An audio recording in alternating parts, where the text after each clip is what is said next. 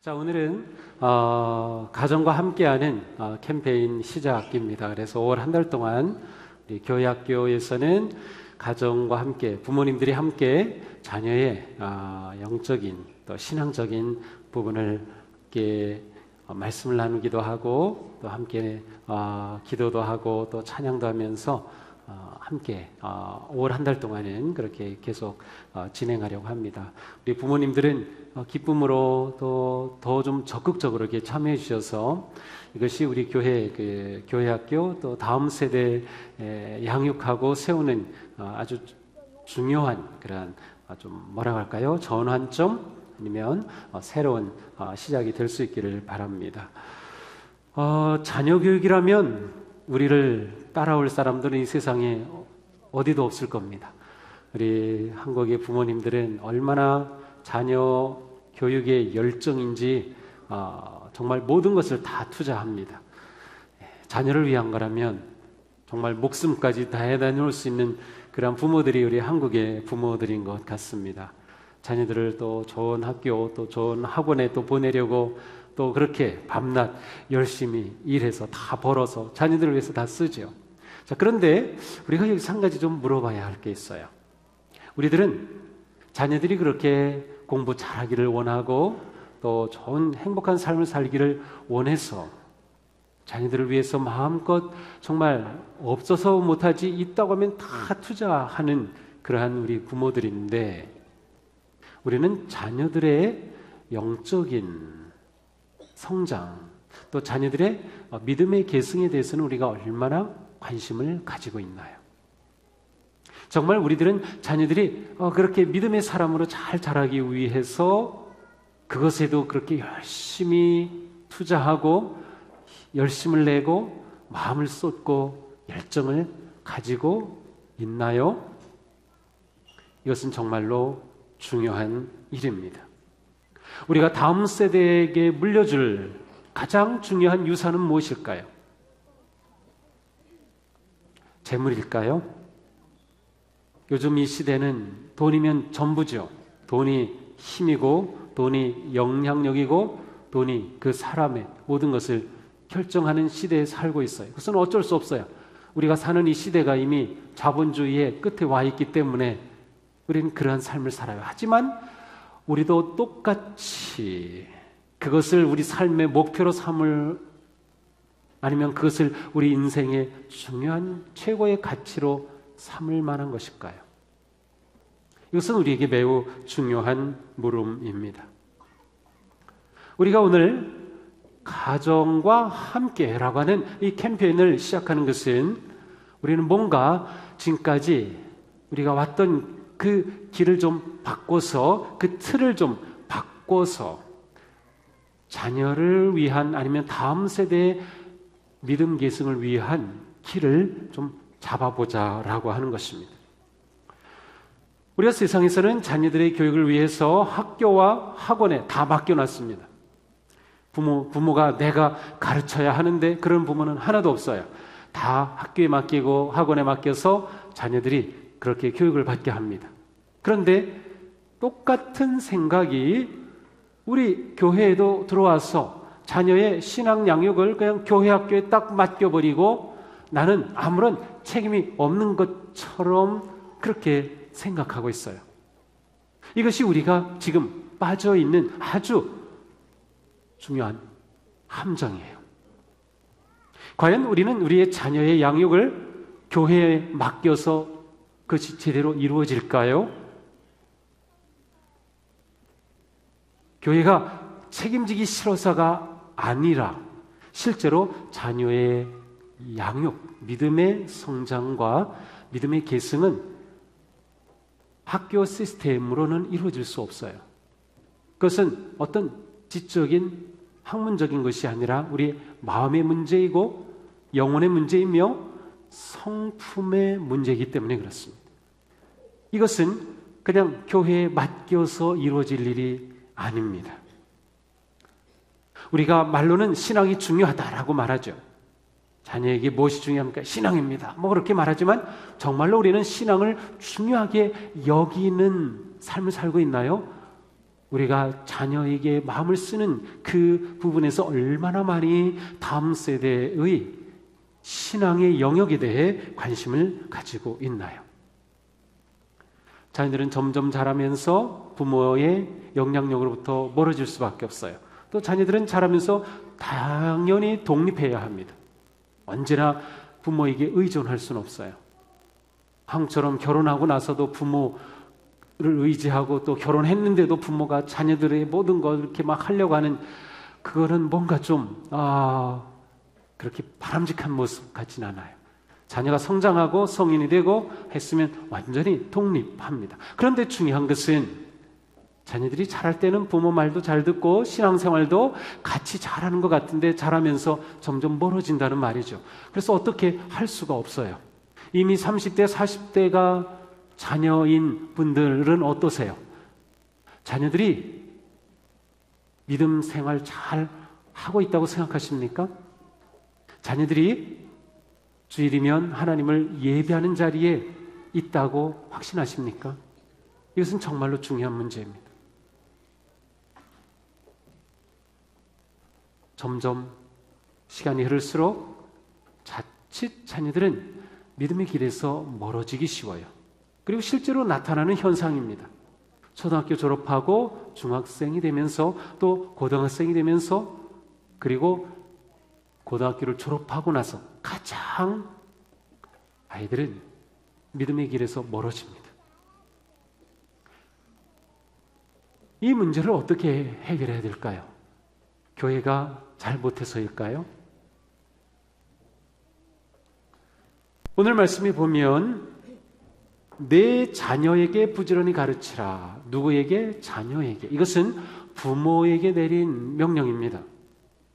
자녀의 믿음 교육과 양육은 어느 기관, 교회, 학교에게 주어진 사명 이전에 부모에게 주어진 사명이라는 뜻이에요.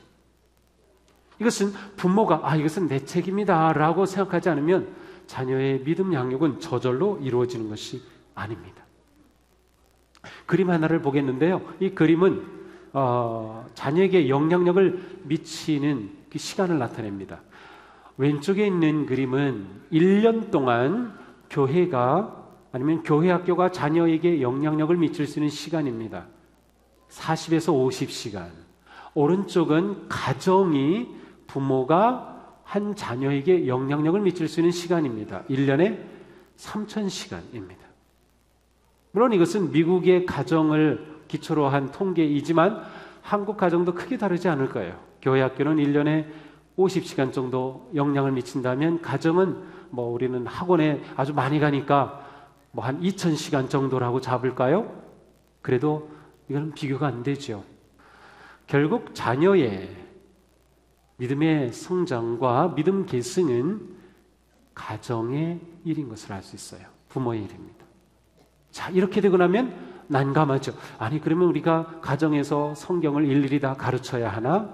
우리가 자녀에게 뭘 어떻게 가르쳐야지 굉장히 난감해집니다. 자, 그래서 중요한 것은 교회 학교와 가정이 자녀를 위해 함께 하자는 거예요. 함께. 오늘 오렌지가 유난히 눈에 띕니다. 그렇죠? 색깔도 오렌지 컬러 옷이 눈에 띄고요. 왜 오렌지일까요?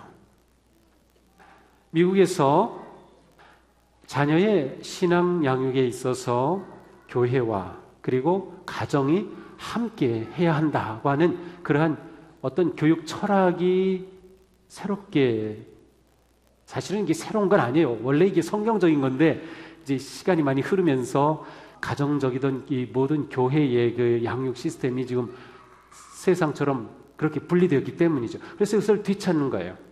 자, 교회는 생명의 빛을 상징하는 노란색이라면 가정은 뜨거운 사랑으로 만들어지는 빨간색이에요. 그래서 이 노랑과 빨강이 합쳐지면 오렌지 컬러가 됩니다. 그래서 이것을 오렌지 사역이라 부르자. 그렇게 해서 오렌지가 됐어요. 오렌지 사역은 가정과 교회가 자녀를 함께 양육하자, 함께 다음 세대를 세워가자라고 하는 그러한 초점을 말해줍니다. 그러니까 이제부터 오렌지 보면은 이거는 가정이 자녀 교육에 함께하는 것이라는 것. 시장에 가서 오렌지 보면 저거 맛있겠다 하기 전에 가정이 함께 참여하는 것. 네, 그렇게 머리 넣으셔야 됩니다. 자, 그러면 가정과 교회가 함께 다음 세대를 세워간다면 그 초점이 무엇일까요? 그 초점은 간단합니다. 자녀가 하나님과 관계를 맺고 살아가도록 해주는 것, 이것이 전부입니다. 자녀가 하나님과 관계를 맺고 살도록 하는 것. 자, 이게 되면은 자녀가 나이를 아무리 먹어도 하나님과 관계 맺고 살아가는 겁니다. 어려서부터 청소년기에, 청년기에 직장 가지고 또 가정을 가져도 계속 하나님과 함께하는 인생을 사는 거예요. 경건한 하나님의 자녀의 길을 걷는 거죠. 이게 되지 않으면 자녀가 점점 자라면서 믿음의 길을 벗어날 수밖에 없어요. 자, 그러면 우리는 왜 자녀에게 그렇게 하나님과 함께 관계를 맺고 살아가는 삶을 살도록 그러한 영향력을 제대로 미치지 못했을까? 여러 가지 많은 이유가 있겠지만 믿음은 머리로 배우는 것이 아니라 눈으로 배우는 것입니다. 마음에 새기는 것입니다. 중요한 것은 어른들이 기성세대가 다음 세대에게 본을 보여줘야 합니다. 모든 시간은 본을 보일 시간입니다. 예를 들어서 집에서 가족이 같이 모여 식사할 때 기도, 감사기도 하고 식사하나요? 부모가 하지 않으면 그 자녀가 할 가능성은 거의 없습니다. 집에 무슨 일이 생길 때 부모가 그 일에 어떻게 대처하나요? 아이가 학교에서 무슨 일이 있어요. 그래서 집에 와서 막 울어요. 그러면 누가 그랬어? 어느 놈이 막 그러고 화만 내나요? 아니면 내가 굉장히 마음이 아팠겠구나. 우리 하나님께 기도해 볼까? 하나님께서는 이 문제를 어떻게 풀어가라고 하실까? 그렇게 한다면 자녀는 이런 일이 있을 때는 하나님께 묻는 거구나, 하나님의 도움을 받는 거구나를 그렇게 배워가는 겁니다. 부모가 가정에서 말씀을 보는 모습을 자녀가 보고 있나요? 어느 시간이든 식탁에서도 괜찮아요. 부모님이 성경을 보고 있어요. 그리고 말할 때 하나님의 말씀을 종종 얘기해요. 그러면 자녀는 그것을 통해 자연스럽게 하나님과 함께하는 삶을 배워가는 거예요.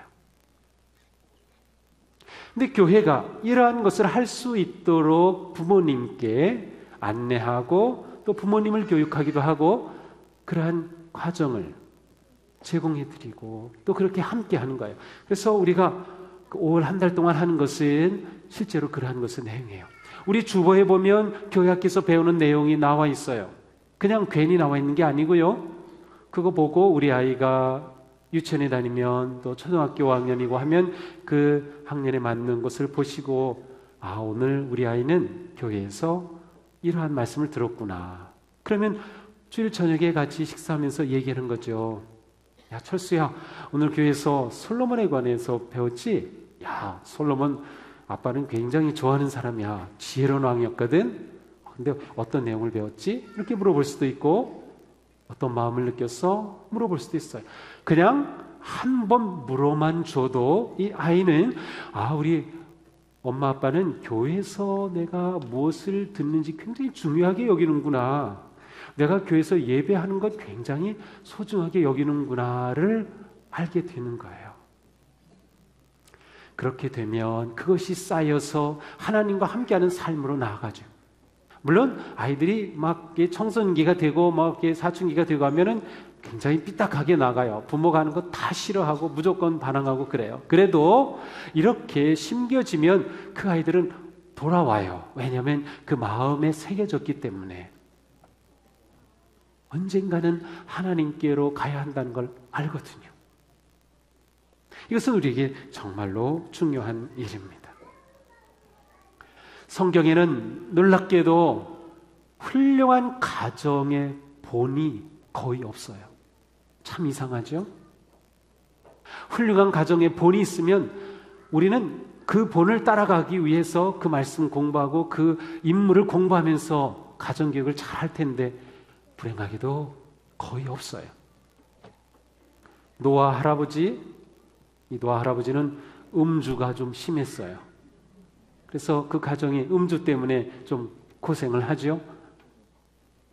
아브라함 믿음의 조상, 아이고 웬걸요. 이 아브라함 이 남자는 어떻게 된 게 자기 살겠다고 아내를 딴 남자한테 막 가라고 줘버렸어요. 이렇게 무책임한 남자였어요. 다윗 훌륭한 왕이죠. 그런데 자기에게 충성스러운 그러한 부하의 아내를 범했어요. 그의 아들들은 쿠데타를 일으키고 막 난리를 쳤어요. 엘리 제사장, 제사장이니까 자녀 교육 잘했겠죠? 아니요. 그 아들들은 교회에서 아주 못된 자녀들이었어요. 아니 어쩌면 이렇게 성경의 훌륭한 인물들 가정마다 다 그렇죠? 야곱의 아내, 아이고 남편 몰래 자녀들하고 이렇게 아빠 왕따시킨 엄마예요. 이런 전부 이래요. 자, 그런데 이러한 것을 가만 생각해 보면 왜 성경은 이러한 것 다 그대로 기록해 놨을까? 그리고 성경은 이러한 가정들이 계속 이어지는 그 족보까지 다 기록해 놨을까요? 그것은 우리도 그와 다르지 않은 존재인 것을 먼저 우리에게 깨우쳐줘요. 저는 목사이기 전에 성도이고 또한 저는 아빠이기도 합니다. 근데 이제는 제 자녀들이 다 20대가 넘은 후반에 가는 그런 성장한 자녀들이 되니까 굉장히 뭐라고 할까요? 많은 것들이 후회스러운 것들이 있어요. 자녀에 대한 교육에 대한 그런 것들을 또 새롭게 배우고 깨달으면서 내가 정말 이건 잘 못했구나. 내가 왜 그렇게 했지? 후회스러운 게 너무도 많아요. 그리고 저 자신도 불완전한 존재이고 저도 죄에 쌓여있는 아주 나쁜 사람이기 때문에 저에게서 선한 것이 다 나올 수는 없었던 것이죠.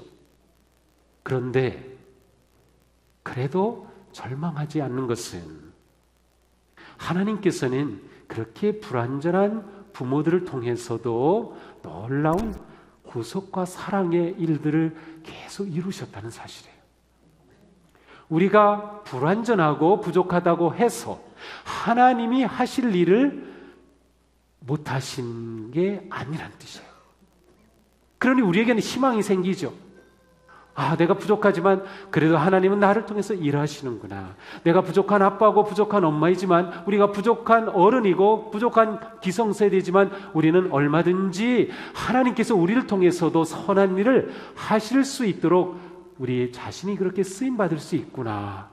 그렇다면 우리는 모두 다 지금까지 어떠한 환경, 어떠한 상황에서 어떻게 부모 일을 했든지 상관없이 앞으로 우리는 더 좋아질 수 있어요. 하나님께서 우리를 통해 일하시기 때문이죠. 우리는 더 훌륭한 기성세대가 될 수 있어요. 더 좋은 부모가 될 수 있어요. 따라서 우리의 자녀들은 얼마든지 더 훌륭한 삶을 살아갈 수 있게 되는 거죠. 제가 가지고 있는 기도와 꿈이 있다면 우리 교회의 모든 가정들은 자녀들이 더 잘 되는 가정, 그들의 자녀는 또 더 잘 되는 가정, 그래서 세대가 지나갈수록 더 잘 되는 가정, 더 복받는 가정이 되는 것, 그것이 제가 기도하는 우리 교회를 향한 마음이기도 합니다. 그것은 하나님이 이루어 가시는 거예요. 자, 그런데 우리는 믿음의 공동체로서 다음 세대를 세울 때 그것이 단지 한 가정의 문제가 아니라 공동체의 문제라는 사실이에요. 우리 집에서만 우리 아이들 잘 가르치면 훌륭하게 되겠지, 그렇지 않습니다. 훌륭한 세대는 한 가정이 만들어내는 것이 아니라 한 마을이 만들어냅니다. 한 공동체가 만들어냅니다. 우리가 그러한 교회가 되는 것이에요. 우리 교회에 있는 모든 세대들, 모든 새로 오는 모든 다음 세대들은 우리의 사랑과 헌신과 열정을, 그리고 하나님을 향한 우리의 순종을 통하여서 거룩하고 온전한 세대로 세워져 가게 되는 것. 그것은 우리에게 공동의 책임이에요. 그러므로 우리는 우리 교회에서 누구를 보든지 이거는 내 아이고 이건 누구 아이가 아니라 모두가 내 아이로 보여야 합니다. 실제로 그래야 합니다. 모두가 내 자녀로 보여야 합니다. 우리 나이가 많은 싱글들도 우리 교회는 많이 있어요. 난 결혼 안 해서 자녀가 없는데, 아니요, 우리 교회는 모든 어린아이들은 다 자녀인거려 우리의 자녀입니다. 이것은 우리가 세워갈 일입니다.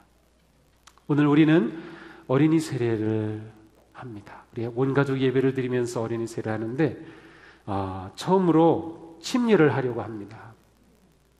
제가 세례받는 어린이를 위해서 목사로서 해줄 수 있는 최고의 섬김이 뭘까를 생각하면서 그냥 머리에 물 이렇게 간단하게 부는 세례가 아니라 침례 경험을 주는 것이라고 저는 생각을 했어요.